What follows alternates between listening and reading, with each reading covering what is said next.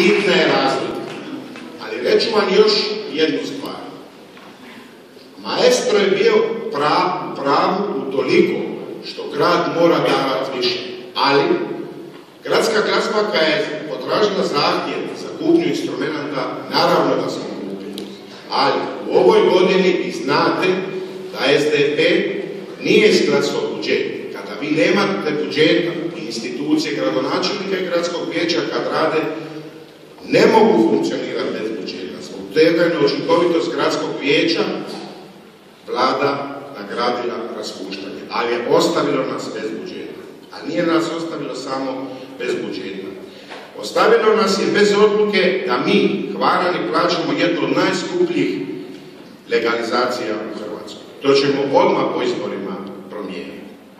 Isto tako, nismo bili u mogućnosti stipendije isplaćivati za ostavljene grade. Znači, ne može vijećnik koji je izabran i dobio povjerenje vas okrenuti leđa neisplaćivanjima. Može biti politički bor. Večeras ćemo se mi politički boriti svojim programom.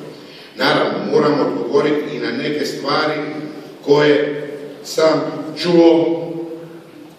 Recimo, jedna od udruga, odnosno institucija koje grad financira u gradu Hvaru, spomenut ću meni posebno drage vatrogasce i molim vas jedan pljesak za njih, to su najbolji.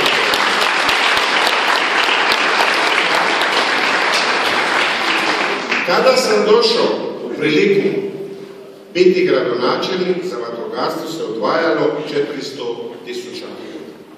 Frane i ja odvajamo 1.180.000.